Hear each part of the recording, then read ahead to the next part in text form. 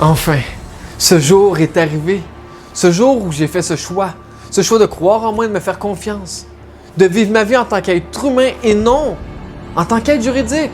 Pour chaque être humain, les gouvernements auraient créé une personne juridique avec un compte bancaire à partir du numéro d'assurance sociale. L'être humain, le vrai, ne serait pas soumis à l'État ni à ses lois. La clé!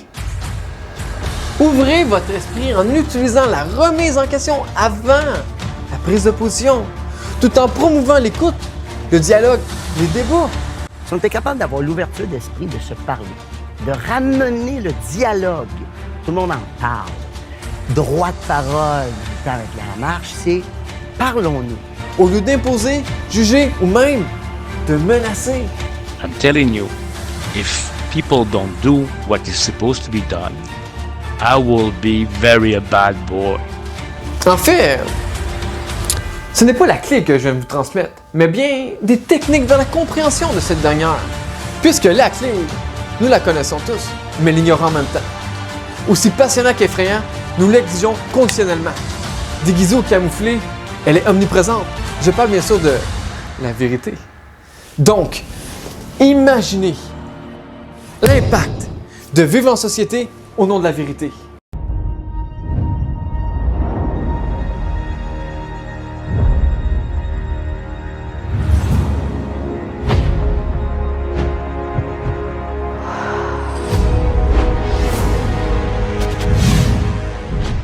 Étant donné que ce dernier est l'équivalent d'allumer une lumière en pleine obscurité, eh bien, ça dérange. Et on fera tout pour l'éteindre. Il suffit qu'en être l'histoire de Louis Robert. Il dénonce l'ingérence de l'industrie qui empêche la publication d'études financées par le gouvernement sur les néonicotinoïdes. Des semences enrobées de ces pesticides, dits tueurs d'abeilles, sont utilisées dans près de 100% des champs de maïs au Québec. Louis Robert mettra son emploi en jeu pour que ces données soient connues du grand public.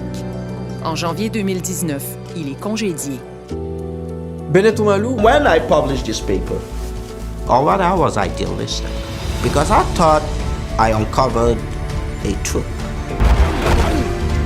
NFL doctors had filed a complaint against me that I was not practicing science, that I was fraudulent. It was never about me. It was about the players who suffered from this. And I believe that when you do something in truth, out of love, you step out into the light. Ghislaine Langto. Ça a été progressif. Ça a commencé par la prise de conscience du système médical, de mon métier. Et j'ai réalisé, avec le temps, que tout le système médical est contrôlé par l'argent et sert à faire de l'argent. Donc, il faut que les gens soient malades, puis de plus en plus malades. Le système médical est fait pour rendre le monde malade. Quand j'ai vu ça, moi, j'ai dit, je peux pas. Et j'ai écrit La mafia médicale, où j'ai expliqué le système, comment il fonctionnait. Et j'ai quitté. J'ai quitté, puis là, ils m'ont fait un procès, parce qu'un médecin qui écrit ça, c'était pas bien. Et le procès, ils ont retiré mon droit de pratique. Edward Snowden.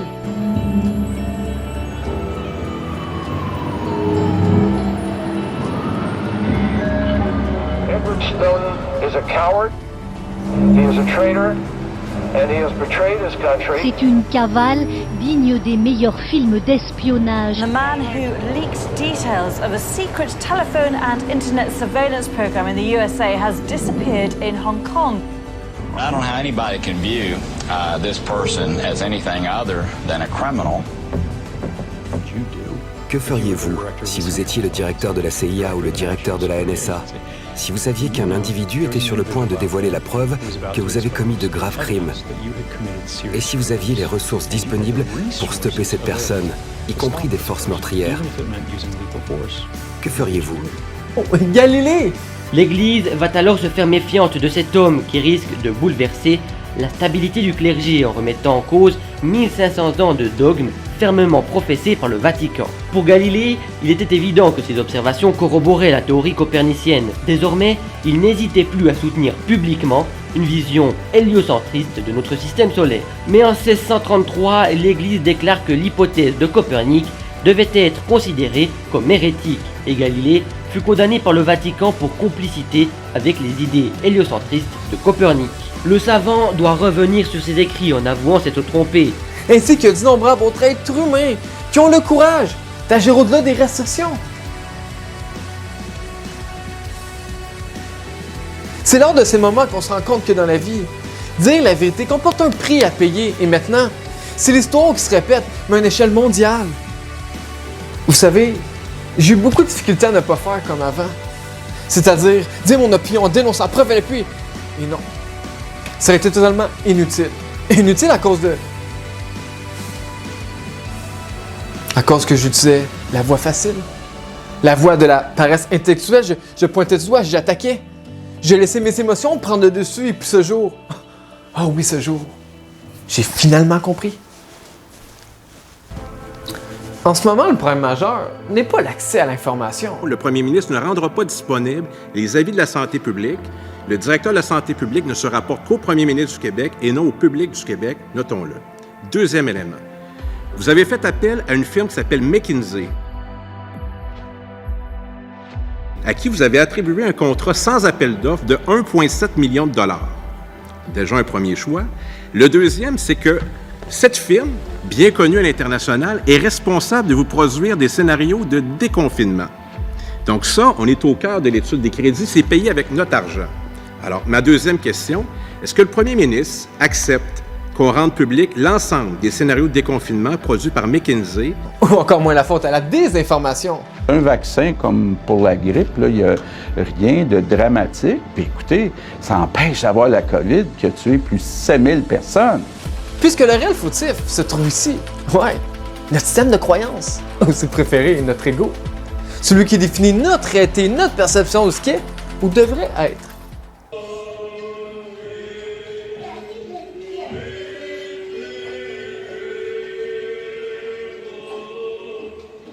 Bon, il est vrai que certains systèmes, tels que les gouvernements... Ce qui doit guider l'action publique, c'est la justice, et non pas uniquement la légalité. En tant que député, c'est précisément notre rôle que de réussir à être guidé par la justice et de mettre en place des lois et de bousculer cette légalité-là.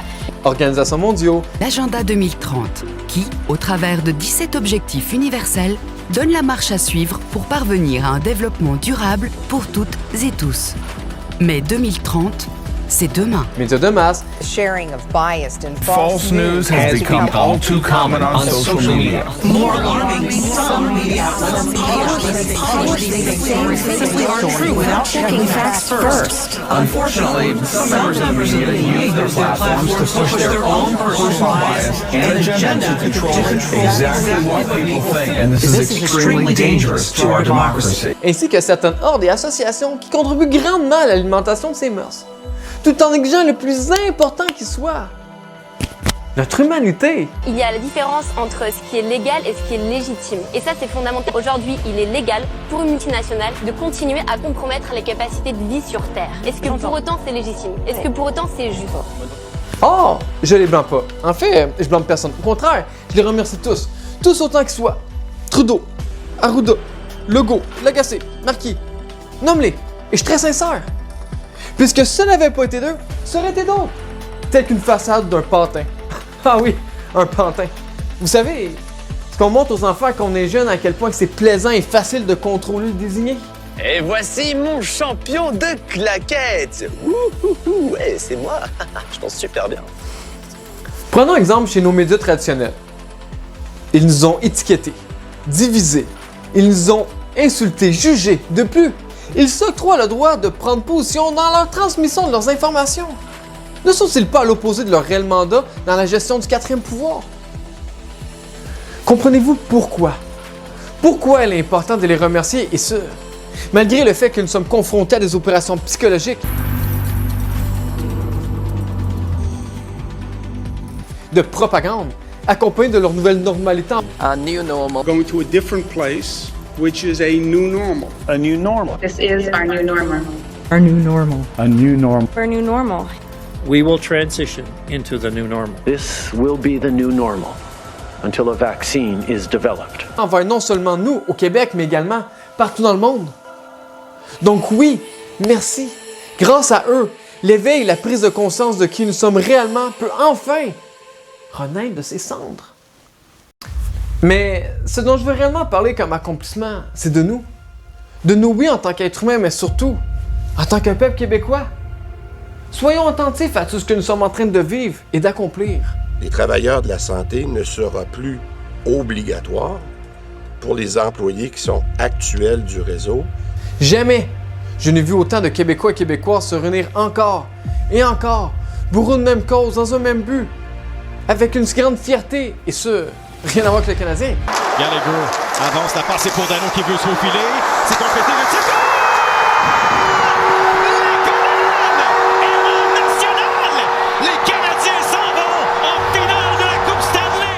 Je parle de fierté d'être, remplie d'amour et de paix. Ensemble, nous dénonçons les mesures entreprises par l'autorité au pouvoir, quel que soit l'âge, le sexe, la couleur de peau, la scolarité, peu importe d'emblée.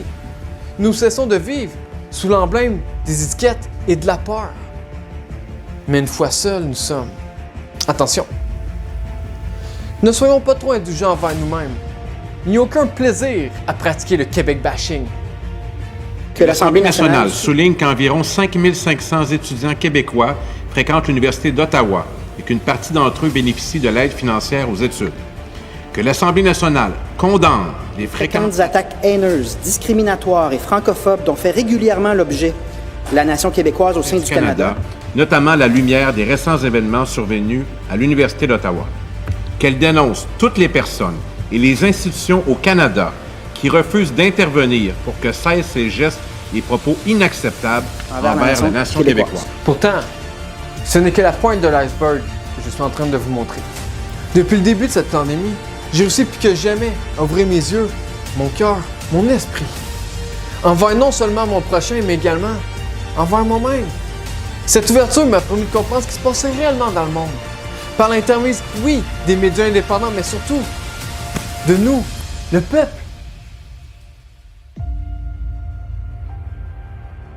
Info COVID Québec, dont vous voyez la bannière derrière moi.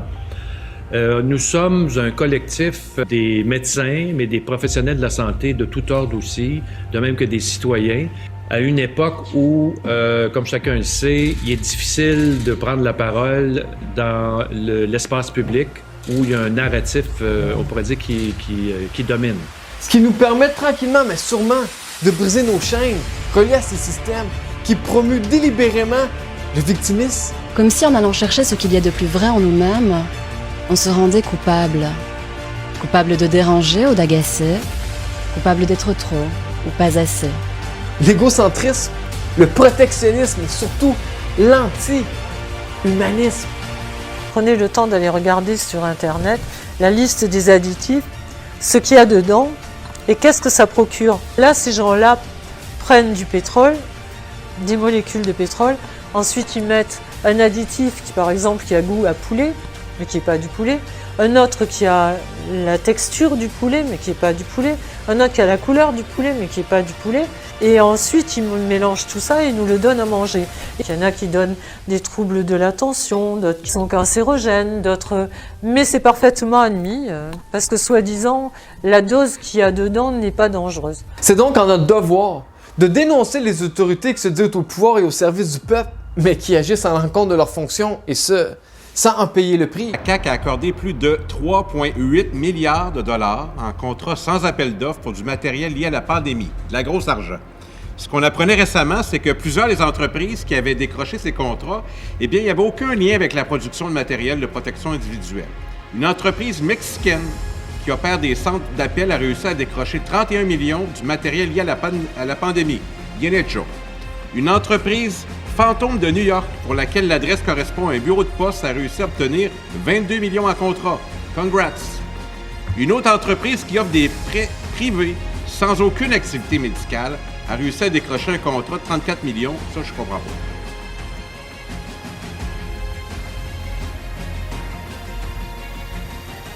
Comme ce fut le cas sous l'ère de la religion, de l'Église, du clergé de notre Seigneur, sinon bien... Son enfer!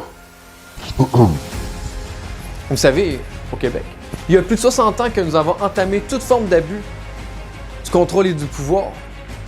On a tellement réécrit l'histoire pour en évacuer le sens religieux ou encore l'intervention religieuse que finalement on a créé un vide. où on a créé une histoire qui est fausse, où on a façonné une histoire qui n'est pas la nôtre.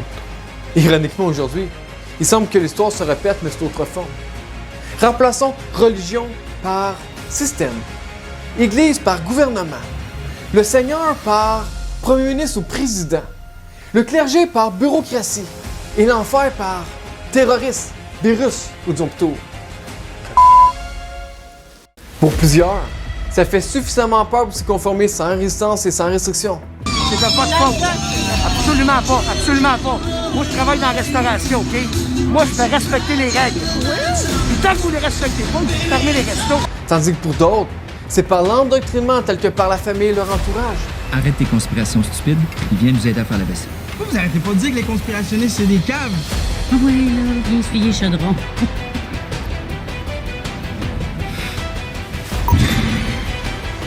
L'influence médiatique. À l'époque où Pierre-Carl Pellado venait juste d'annoncer qu'il se présentait pour le PQ, tu sais. Puis la petite vieille était là. Ah oui, là, t'es plus sûr de voter pour le PQ, là, mais là, ils l'ont dit que Pierre-Carl Pellado, même si c'est le boss, il n'y a aucune influence sur les journalistes du Journal de Montréal, sur les journalistes de TVA. Ça fait depuis quand qu'un boss a aucune influence sur ses employés? Ben, ils l'ont dit! Où ça? Ben, dans le journal, puis à TVA! Ouf, c'est rassurant!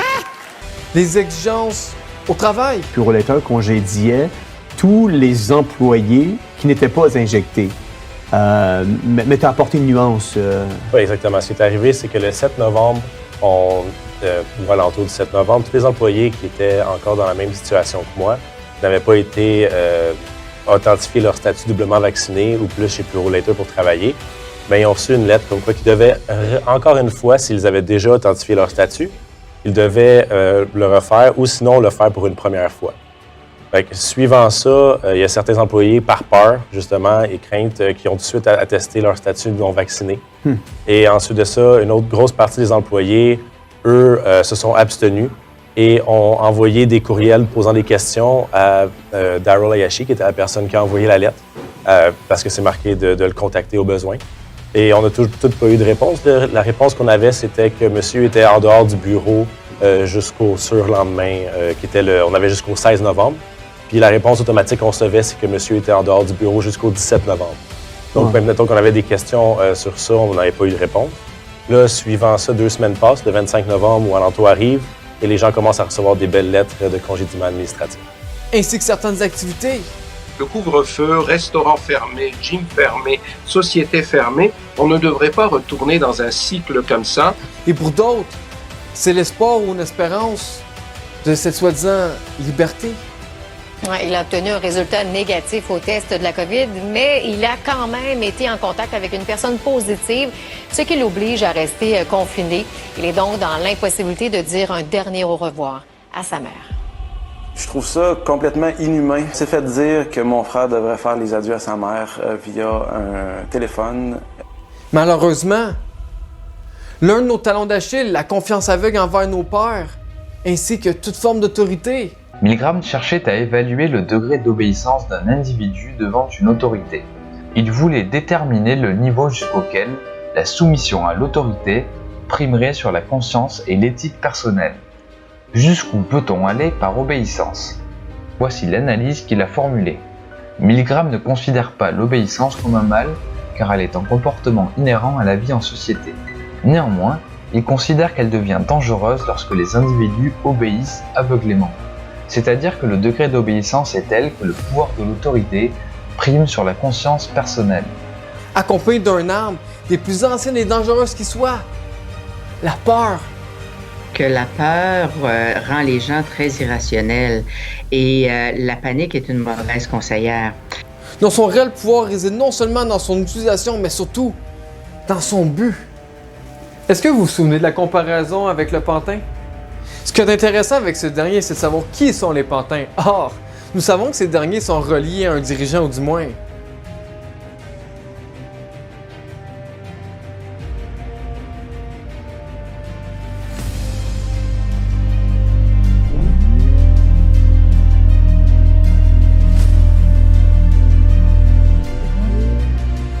À une organisation. devoir attendre à l'automne pour ratifier tout ça, mais c'est déjà en place. Et vous allez le redire au Forum économique de Davos, vous vous rendez? Oui, effectivement. Donc, pour la fin de la semaine, je quitte pour Davos. Et là encore, j'aurai l'occasion de rencontrer des dirigeants de grandes entreprises. Puis l'objectif, c'est d'amener plus d'investissements au Québec. Tout comme peut être les taux d'illusion. Comme illusionniste, ce qu'on va faire, on va vous montrer une situation A et une situation C. Et entre les deux, il n'y aura pas de magie, mais c'est le spectateur qui, dans sa tête, va créer le point B qui, lui, est magique. Donc, par exemple, si je vous montre une pièce de monnaie et que je la place dans ma main, il n'y a rien de magique à ça. Si j'ouvre ma main et que je vous montre qu'elle est disparue, c'est vous qui interprétez qu'elle est disparue. Alors que d'ouvrir la main et de montrer qu'il n'y a rien, techniquement, il n'y a rien de magique à ça non plus. Mais c'est le fait de l'avoir, d'avoir vu la pièce avant ici, d'ouvrir la main, de l'avoir plus là, que dans le cerveau, il se crée quelque chose de magique. De la politique. La politique, comme le disait très justement Arnaud Montebourg hier, ça ressemble beaucoup au théâtre. Là, on a eu un premier, un deuxième acte, peu importe l'acte dans lequel nous sommes. On a frappé les 3 coups et on voit entrer de nouveaux acteurs. Certains anciens, d'autres, de nouveaux personnages qui arrivent. Mais aucun n'a prononcé encore la moindre parole. On ne sait pas encore quelle pièce va être jouée. Et Emmanuel est un ami très proche. Je suis très fier d'avoir été à l'origine de sa carrière. Et c'est très intéressant et je suis convaincu qu'il sera un jour président de la République. Je suis convaincu qu'il le sera un jour. Showbiz! You guys think like celebrities are like, oh, I want to be fucking rich, famous, but like, do you have no idea that when you sign up for that shit, you're more of a slave than normal people? Because normal people can still do shit. I can talk about this shit because I'm not in that world anymore. I don't have any contracts. I'm not I'm not obligated to fucking do shit. You know what I'm saying? Like, I'm free. I feel bad for him now because, like, you know, I can relate to him a lot, like, because that happened to me.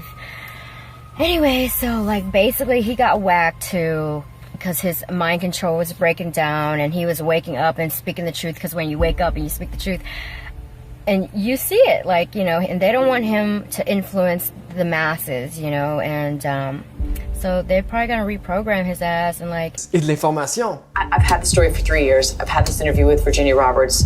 We would not put it on the air. First of all, I was told, who's Jeffrey Epstein? No one knows who that is. This is a stupid story. Then the palace found out that we had her whole allegations about Prince Andrew and threatened us a million different ways. We were so afraid we wouldn't be able to interview Kate and Will. It was unbelievable what we had. Clinton, we had everything. I tried for 3 years to get it on, to no avail, and now it's all coming out, and it's like these new revelations, and I freaking had all of it.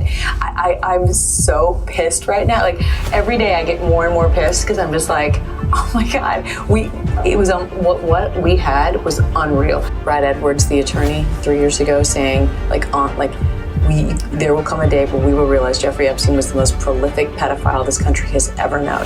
And I had it all 3 years ago. Ils ont tous le même point commun, le pouvoir de l'arrière-scène. Là où tout se passe et tout se décide. Là où tout se décide. So, even when somebody is vaccinated, they need to protect themselves and others from spreading the infection. I don't know why I bring all these papers. I never look at them. When you give me numbers, I do. I go, I just say whatever they write down for me. Et puis, il y a nous, le peuple. Quel est notre rôle selon vous? Simple spectateur? Figurant? Acteur insoupçonné? When we return to the story of Robert Downey Jr., drugs land the troubled actor in prison.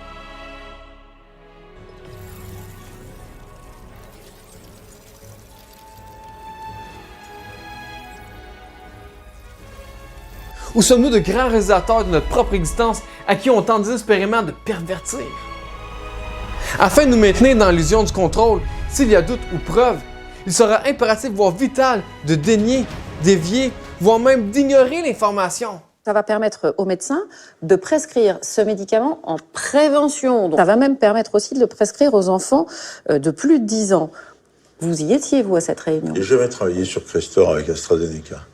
Non, mais c'est pas ça ma question, c'est est-ce que vous étiez, en tant que vice-président de la commission d'autorisation de mise sur le marché, à cette réunion? Vous faisiez quoi, vous le dimez Si je regarde dans mes agendas, je vais peut-être retrouver. Regarde, voilà, ici, c'est votre nom, vous étiez bien présent. Là, il y a la petite croix pour dire. Il m'est arrivé, assez peu d'ailleurs, mais il m'est arrivé de sortir de la salle quand il y avait... Ce jour-là, vous n'êtes pas sorti. Ce jour-là, je n'étais pas sorti parce que, encore une fois, ce n'est pas à moi de faire l'application de la gestion des liens d'intérêt, c'était la mission de la SNCM. D'autre part, parce que je n'ai aucune compétence sur le Crestor. Mais donc, très ça franchement... veut dire que vous restez pour donner votre avis sur un dossier auquel vous ne connaissez rien pour un laboratoire avec lequel vous travaillez. Allant même à discréditer, intimider, même attaquer non seulement l'idée, mais également son porteur, tel qu'un lanceur d'alerte. Aujourd'hui, une étude fait un lien entre hot dog et cancer. En quelques jours, les ventes de hot dog baissent de 8%. Ce sont des millions de dollars en moins. Avec ses découvertes sur la charcuterie, la chercheuse a été la cible de nombreuses attaques. Et qu'avez-vous pensé quand vous avez vu cette forte corrélation, car elle était assez forte? Ah oui, c'était une forte corrélation avec les hot dogs. J'étais un peu surprise, mais je suis restée prudente. C'est ce qu'on fait en épidémiologie quand on trouve quelque chose auquel on ne s'attend pas. À partir de ce moment-là, pour les industriels, Suzanne Preston Martin devient la femme à abattre. Le lobby de la viande, ils n'ont vraiment pas aimé ce qu'on faisait. Ils étaient très en colère, et je peux comprendre. Après tout, c'est avec la charcuterie qu'ils gagnent leur vie. Pour la vaccination, on donnait un hot dog. C'est un vaccin, un hot dog. Je pense que c'est vraiment une belle initiative du Canadien. Il y a beaucoup de jeunes qui n'auront peut-être jamais eu la chance d'avoir un hot dog au Centre Bell. Ben, venez faire vacciner. Et quand on montre que c'est mauvais pour la santé, ça les dérange. Ils ont essayé de m'abattre, de me discréditer en fait. Scientifiquement, bien sûr. Et s'il le faut, le messager. Aucun homme, perse ou grec, aucun homme ne menace un messager. Voyez-vous, ce que nous vivons présentement est basé sur un art des plus invraisemblables qui soit, tel que peut être la musique. Maybe talk to somebody struggling with alcohol or drugs and pornography, that sort of thing. Well, sure. I mean, that's what is the world made up of? It's made up of that. You know, the world doesn't belong to us. The world belongs to Satan. So we're living in that world, and we're bombarded with that every day. La mode. Les chaussures de Satan, elles reprennent voilà toute l'imaginaire, toute la représentation autour du diable. Et on nous promet, regardez dans la semelle, de l'encre rouge, mais aussi une goutte de sang. Une goutte de sang dans chaque semelle de la chaussure, une vraie goutte de sang. Alors l'histoire ne dit pas, en revanche, ce n'est pas le rappeur qui a donné son sang pour être dans chaque basket. Alors vous allez les voir de plus près, une édition limitée à 666 exemplaires, le chiffre du diable, bien sûr. Et regardez, c'est marqué 10, 18, 1018 €. C'est le prix, mais pourquoi 1018? Parce que 10, c'est le chapitre 10 de la Bible, 18, c'est le verset 18, je vais vous le lire. Jésus leur dit, je voyais Satan tomber du ciel comme un éclair. Le cinéma. I can tell you that the number one problem in Hollywood was and is and always will be pedophilia. That's the biggest problem for children in this industry. Nobody talks about pedophilia. It's the big secret. And it's widespread? Oh yeah. I was surrounded by them when I was 14 years old. Surrounded. Literally. Didn't even know it. It wasn't until I was old enough to realize what they were and what they wanted and what they were about and the types of people that were surrounding me. Ou bien, il y a même l'histoire. Et c'est la raison pour laquelle on pense que la naissance de Jésus est à fixer soit en moins 4, soit en moins 6, soit en moins 7, sans que l'on puisse exactement déterminer l'année. Pour trouver l'année, on peut s'interroger sur la fameuse étoile des bergers. Nous arrivons en 6 puis en 7 avant notre ère, le 5 décembre. Et voyez, à mesure que le temps défile en accéléré, quelque chose s'approche de Jupiter. Alors il s'agit de deux planètes, de Jupiter et de Saturne, et ces deux astres vont se rapprocher l'un de l'autre d'un point de vue apparent. L'étoile de Bethléem est le résultat de cette conjonction.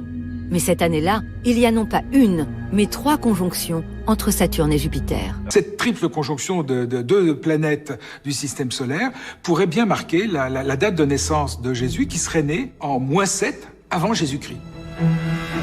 La politique. Je crois que notre génération doit savoir que la bête de l'événement est là. Et elle arrive. La guerre. Le président américain a menti. Le vice-président américain Dick Cheney a menti. La CIA a apporté des preuves qui n'en étaient pas. Et au bout du compte, chacun apporte sa pierre à la construction d'un édifice qui est un gigantesque mensonge. Et il y a la paix. Quelle est la valeur de la paix selon vous? Serait-ce d'accepter tout ce qu'ils exigent pour qu'au final nous ayons cette fameuse paix? Mais à quel prix? Ou bien serait-ce de mettre son pied à terre et de dire non afin de pouvoir vivre en paix? Mais encore une fois, à quel prix? Les familles et les PME du Québec vous disent plus jamais. Plus jamais. Plus jamais. Plus jamais de confinement. Les familles et les PME du Québec vous disent aussi stop aux mesures d'hygiène excessives.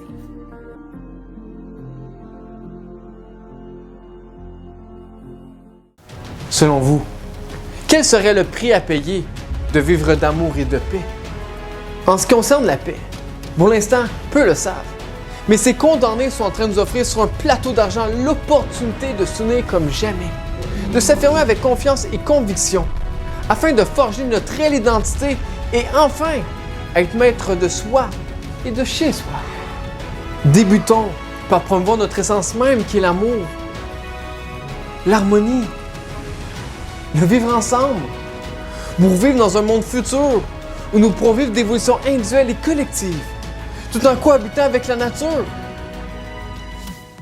notre environnement, les animaux, les bactéries et également, oui, les virus.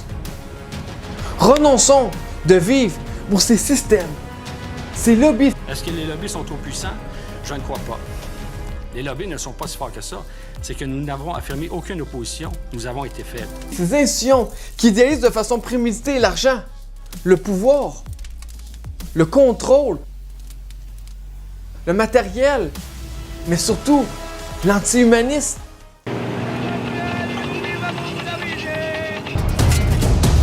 Ils sont exploités dans des conditions inhumaines. Par conséquent, mettons un terme final à l'acceptation de l'inacceptable pour finalement vivre d'évolution humaine ou d'évolution technologique.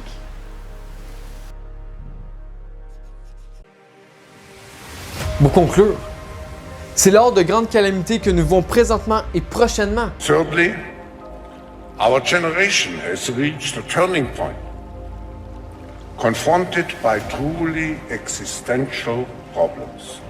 Climate change, exploitation of nature, nuclear, possible incidents, or even worse, extreme poverty and viruses. They all can lead to an extinction of large parts of our global population. Que nous apprenons à découvrir qui nous sommes réellement. Il y a de ceux qui, tout comme moi, ont choisi de vivre leur vie, de suivre leur voie, du chemin qui les anime intérieurement, tel que peut être la voie de la justice. Finalement, le candidat vaccin qu'on a choisi n'était pas le bon parce qu'il n'a eu aucun effet sur la transmission du virus, ni pour protéger les malades. Donc c'est pas moi qui le dis, c'est Jean-François Delfraissy qui était président du conseil scientifique. Troisièmement, il a dit on n'aurait pas dû comme ça attaquer la liberté des individus dans la population. C'est ce qu'il a dit en partant, en quittant le conseil scientifique. C'était le président du conseil scientifique qui a décidé les confinements, d'empêcher les traitements médicaux et d'imposer la vaccination. Voilà. De la liberté, de la vérité, mais surtout au nom de notre avenir. En 2022, Elon Musk et ses équipes ont révélé que des comptes et des messages avaient été supprimés par Twitter suite à des pressions de la Maison-Blanche ou d'organisations internationales, alors que les informations publiées sur les traitements ou les vaccins Covid, effets secondaires, inefficacité dans la durée et inutilité chez les enfants, qu'ils publiaient étaient des publications utiles au débat politique ou scientifique ou reprenaient des informations officielles ou des publications médicales. On appelle cela le Twitter File Covid. Certains comptes ont été donc censurés alors qu'ils étaient tenus par des médecins ou experts légitimes. Tandis que pour d'autres, ils ont choisi de se mettre à genoux devant la peur ou l'oppresseur, de lui avoir prêté allégeance ou consentement, propageant ainsi la phobie de l'invisible et des divisions sociales. De plus, sachez que l'inaction et de ne pas dire non sont également des formes de soumission. Tout comme Martin Luther King a su bien dire, ceux qui aiment la paix doivent apprendre à s'organiser aussi efficacement que ceux qui aiment la guerre. Mais comprenez qu'en tant que citoyen, en tant que citoyenne, quand il y a des lois qui sont injustes, alors on doit désobéir. Rien n'aurait été possible si nous n'avions pas l'appui massif, gigantesque de vous-même, le peuple. Parce que vous êtes descendu dans la rue, vous avez montré à vos gouvernements que vous ne supporteriez pas cette situation et que vous ne l'accepteriez pas. Et pour cela, je vous remercie et je vous applaudis. Maintenant, vous savez, faites-vous confiance. L'histoire ne fait que commencer. Et en ce qui me concerne, eh bien, que la partie commence.